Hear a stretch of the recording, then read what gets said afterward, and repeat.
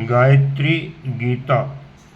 वेद माता गायत्री का मंत्र छोटा सा है, उसमें 24 अक्षर हैं, पर इतने थोड़े ही अनंत ज्ञान का समुद्र भरा पड़ा है।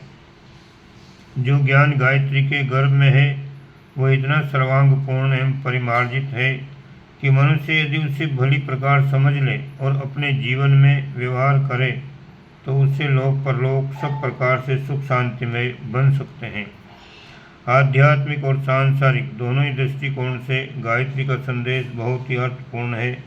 उसे गंभीरतापूर्वक समझा और मनन किया जाए तो सद्ज्ञान का अविरल स्रोत प्रस्फुटित होता है।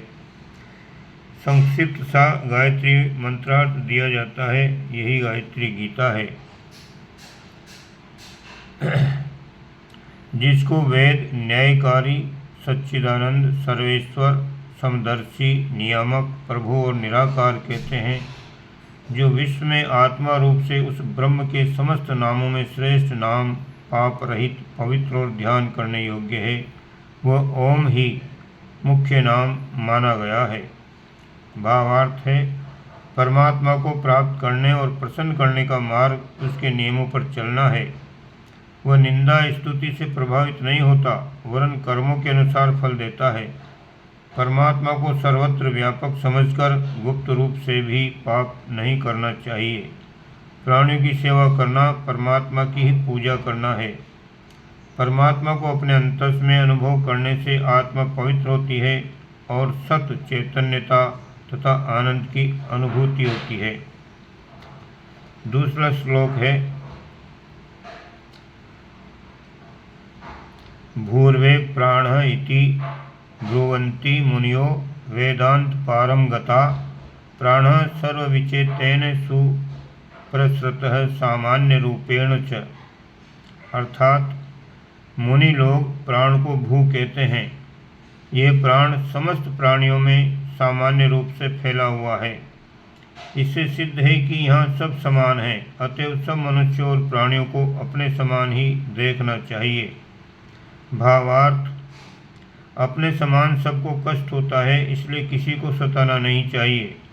दूसरों के प्रति वही व्यवहार करना चाहिए जो हम दूसरों से अपने लिए चाहते हैं।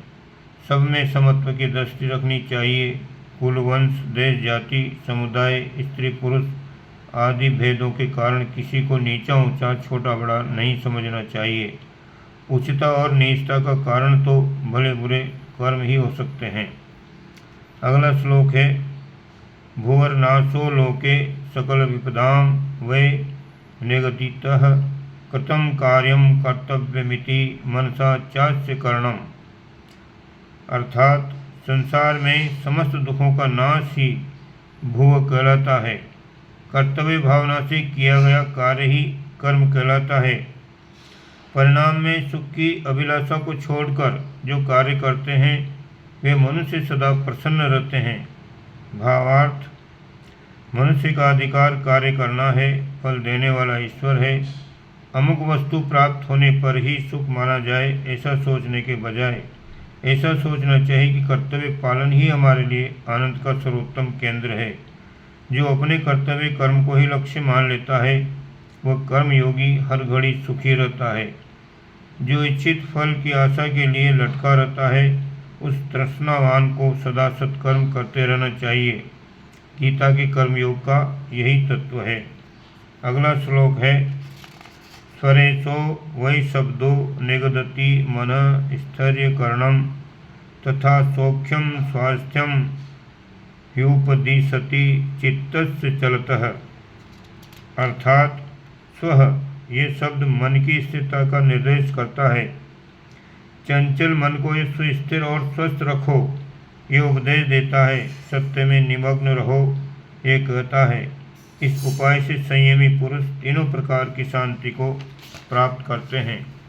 भावार्थ, अनिश्चित परिस्थिति प्राप्त होने पर प्राय मनुष्य शोक, दुख, क्रोध, द्वेष, दीनता, निराशा, चिंता, भय, बेचैनी आदि से उद्विग्न होकर अपना मानसिक संतुलन खो बैठते हैं और अनुकूल परिस्थितियां प्राप्त होने पर अहंकार, मद, उदंडता, खुशी में फूलकर अस्वाभाविक आचरण करना इतराना, अपव्यय, शेखी आदि से ग्रस्त हो जाते हैं। ये दोनों ही परिस्थितियाँ एक प्रकार का नशा या ज्वर है।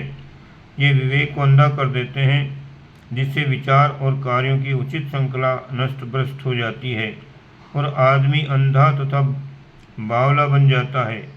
इन सत्यानाशी तूफानों से आत्मा की रक्षा करने के लिए मन को स्थिर, संतुलित, स्वच्छ एवं सत्य प्रेमी बनाना चाहिए। तभी मनुष्य को आत्मिक, बौद्धिक तथा शारीरिक शांति मिल सकती है। अगला श्लोक है, ततो वे निष्पत्ति स भुवि मतिमान पिंडितवर विजानन गुह्य यो मरण जीवनो स्तदखिलम। अर्थात तत्शब्द यह बतलाता है कि इस संसार में वही बुद्धिमान है जो जीवन और मरण के रहस्य को जानता है, भय और आसक्ति रहित जीता और अपनी गतिविधियों का निर्माण करता है। भावार्थ है, मृत्यु सदा सिर पर खड़ी नाचती रहती है। इस समय सांस चल रही है, अगले ही क्षण बंद हो जाए, इसका क्या ठिकाना है। ये सोचकर इस दुर्लभ मानव जीवन का श्रेष्ठतम उपयोग करना चाहिए और थोड़े जीवन में क्षणिक सुख के लिए पाप क्यों किए जाएं, जिससे अनंत समय तक दुख भोगने पड़े, ऐसा विचार करना चाहिए। यदि विद्या अध्ययन, समाज सुधार, धर्म प्रचार आदि श्रेष्ठ कार्य करने हों तो ऐसा सोचना चाहिए कि जीवन अखंड है। यदि इस शरीर से वह कार्य पूरा न हो सका तो अगले में पूरा करेंगे। ये निर्विवाद है कि जो इस जीवन का सदुपयोग कर रहा है उसे मृत्यु के पश्चात आनंद ही मिलेगा, परलोक, पुनर्जन्म आदि में सुख ही प्राप्त होगा। पर जो इन जीवन क्षणों का दुरुपयोग कर रहा है उसका भविष्य अंधकारमय है।